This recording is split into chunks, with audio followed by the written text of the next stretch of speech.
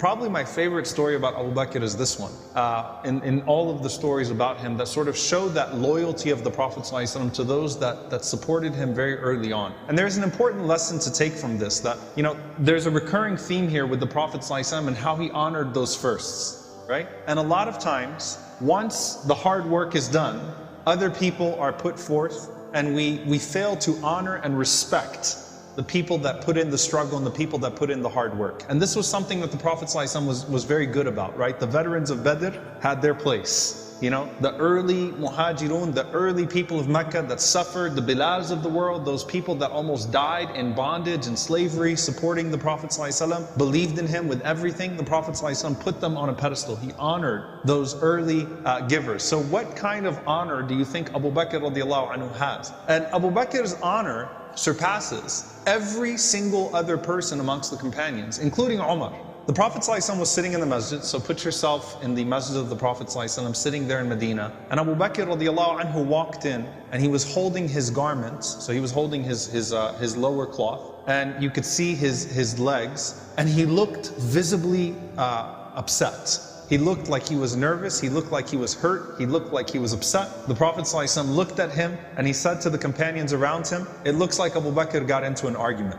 You know, when you know your best friend so well, you can identify within the first few moments what type of emotion they're feeling. So he didn't say Abu Bakr is anxious, or Abu Bakr must be in trouble, or he said, that's the Abu Bakr that got into an argument. He got into an argument with somebody, right? Something is bothering him, but particularly he must have got into an argument with someone. So as Abu Bakr is walking to the Prophet ﷺ, he already mentioned that to the companions. He says to the Prophet ﷺ, Assalamu alayka, peace be unto you. He says, O Messenger of Allah, I and Umar bin al-Khattab got into an argument.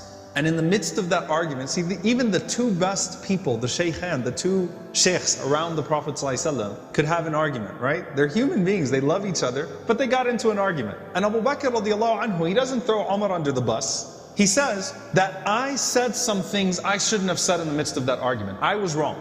He's making it very clear. He doesn't say, you know how hot-headed Umar is. He doesn't take a shot at Umar. He says, I said some things that I should not have said, and I regretted it, and I apologized to Umar. So I asked Umar to forgive me, and he refused. So I'm coming to you to help me get his forgiveness. You see what's happening here? So I was wrong, Umar was right, but when I apologized, he was so upset that he didn't accept my apology. So I'm asking you, Ya Rasulullah, to help me seek that forgiveness. So the Prophet ﷺ put his hand on Abu Bakr's shoulder and he said, غَفَرَ اللَّهُ لَكَ يَا أَبَا بَكْر, Allah will forgive you, Abu Bakr. And he said it to him 3 times, calming him down, don't worry about it, Allah forgives you, right? So that's the first thing. And as he's saying that, Umar radiallahu anhu, right after he had the argument with Abu Bakr, he felt bad about it, that he didn't accept his apology. So he went to Abu Bakr's house to find him, to tell him I forgive you, and he didn't find him there, so he went to the masjid.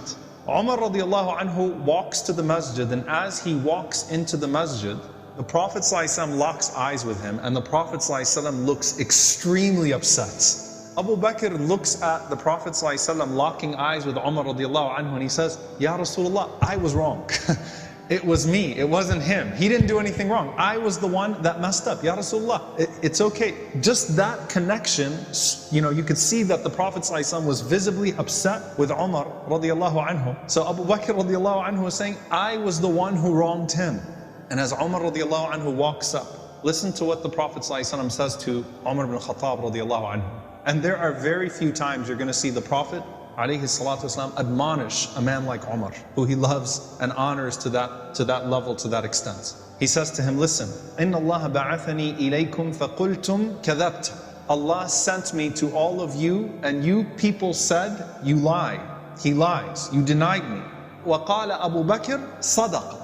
And Abu Bakr said, he's telling the truth. وَوَاسَانِي بِنَفْسِهِ وَمَالِهِ. And he supported me with all of himself and all of his wealth, like no other person. By the way, the word wasani is he gave me his all. It's the same word that the Prophet ﷺ used to describe Khadija radiallahu anha. وَوَاسَتْنِي. Gave me his all, she gave me her all. No one could replace Khadija, right? The time the Prophet admonishes Aisha is when she insults Khadija. Now it's Umar. No one can replace Khadija. No one replaces Abu Bakr, right? He gave me his all in the very beginning. His self, his wealth, everything. And the Prophet ﷺ puts his hand on Abu Bakr radiallahu anhu and he says, فَهَلْ أَنْتُمْ تَارِكُوا لِي صَاحِبِي? Are you people going to leave my companion alone? Can you imagine he's saying that to Umar radiallahu anhu? Will you people leave this man, this friend of mine, alone?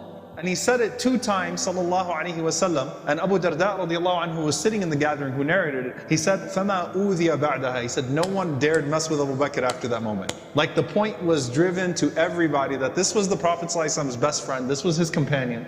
And the Prophet had a special place for him that no one messed with him. Now, realize the Prophet ﷺ was not speaking to the substance of the argument that transpired in the first place. He was speaking to Umar radiallahu anhu's reluctance to forgive him and saying that this man had no reluctance in believing in me. And so you should have no reluctance in forgiving him just because of his status with me, radiallahu ta'ala anhu. And again, that same word of wasani, that he supported me, he gave me his all when no one else would give me anything, was very special.